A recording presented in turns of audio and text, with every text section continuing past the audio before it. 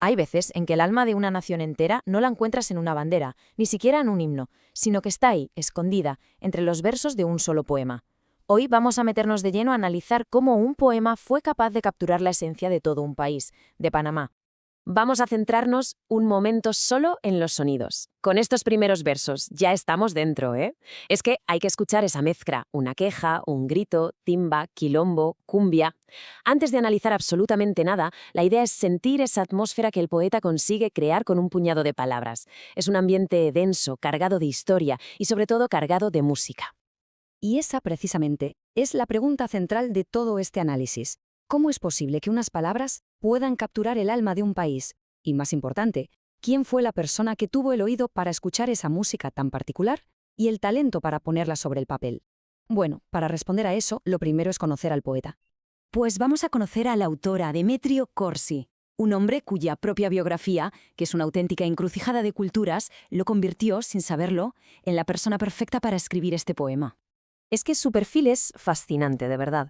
Nació de una mezcla que, vamos, ya era en sí misma toda una declaración de intenciones. Mediterráneo y Caribe, ahí es nada. Su educación formal fue un fracaso. Pero claro, a veces pasa que eso, paradójicamente, es lo que le abrió la mente de par en par. En lugar de quedarse encerrado en una universidad, ¿qué hizo? Pues se lanzó al mundo. Se hizo diplomático y se convirtió en un observador, pero un observador de los buenos, de los que lo captan todo.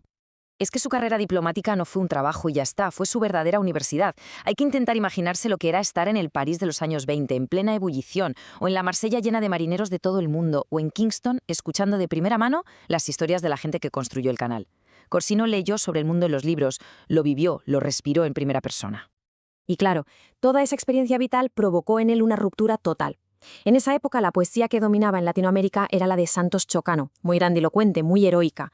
Corsi le dio completamente la espalda a todo eso. O sea, en lugar de pintar esas acuarelas épicas del continente, él bajó a las cantinas, cogió un carboncillo y se puso a dibujar los rostros, las sombras, la energía cruda de la calle.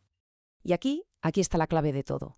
Esta frase es su gran revelación, el momento eureka. En la capital del arte mundial, rodeado de surrealistas, de vanguardistas, Corsi entendió algo fundamental, que la autenticidad no estaba en imitar lo que se hacía en Europa, sino en encontrar lo universal en su propia esquina del mundo, en lo suyo. Y para entender de verdad el poema, hay que entender el lugar que lo inspiró. Un Panamá a principios del siglo XX, que era una especie de laboratorio social único en el mundo.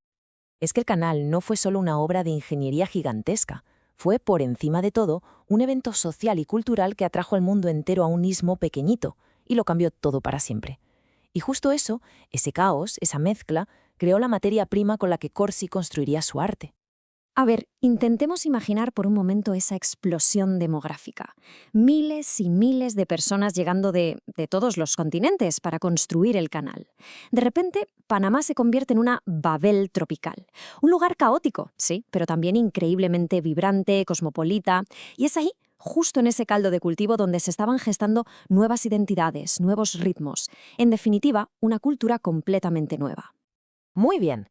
Con todo este contexto ya en la cabeza, volvamos al poema. Vamos a ver, punto por punto, cómo Corsi consigue fusionar todo lo que vivió en Europa con esa realidad parameña para crear algo que era radicalmente nuevo.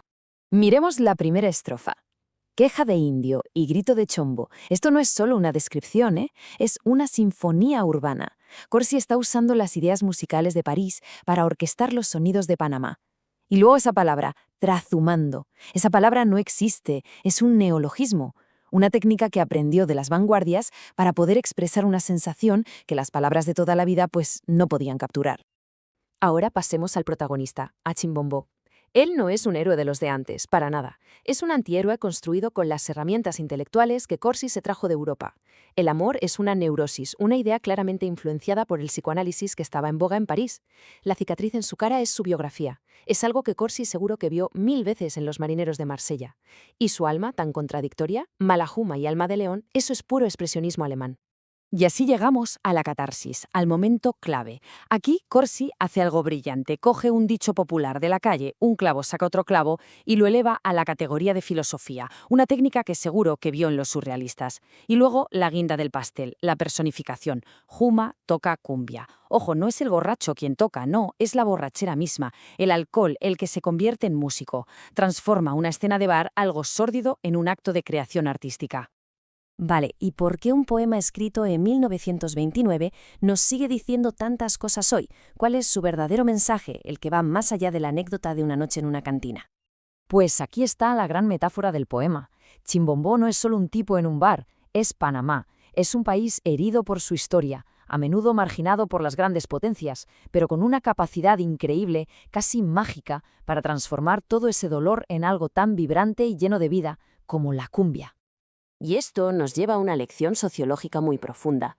La verdadera identidad de un país no se decreta desde un despacho, se forja abajo, en la calle, en lugares como la cantina de Pancha Manchá, en esos sitios donde las culturas se encuentran, chocan, se mezclan y de todo ese caos crean algo completamente nuevo y auténtico. El legado de Corsi es inmenso, y la verdad es que a menudo no se le valora lo suficiente. Él fue un eslabón perdido, uno crucial en la literatura. Supo coger las herramientas más modernas de la vanguardia europea y las usó para contar una historia profundamente americana. Se anticipó décadas antes a lo que luego el mundo entero conocería como realismo mágico. Para entender su genialidad, podemos pensar por un momento en lo que hizo Picasso en París. Picasso se fijó en las máscaras africanas, que la élite artística de la época consideraba primitivas, y ahí vio el nacimiento del cubismo, una revolución. Pues bien, Cordi hizo exactamente lo mismo en Panamá. Se fijó en las cantinas y en la cumbia, que eran vistas como algo marginal, y ahí encontró el futuro de la poesía americana.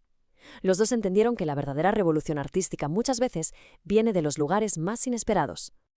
Y al final, el poema nos deja con esta pregunta, una pregunta que va mucho más allá de la literatura. Corsi nos enseñó que Chimbombó, el marginado, podía convertir su dolor en arte. Así que la cuestión que nos queda a nosotros es, ¿cómo podemos aplicar esa misma lección? ¿Cómo podemos coger nuestros propios incidentes, nuestras dificultades, y transformarlos en algo que tenga ritmo, que tenga belleza, que tenga un significado?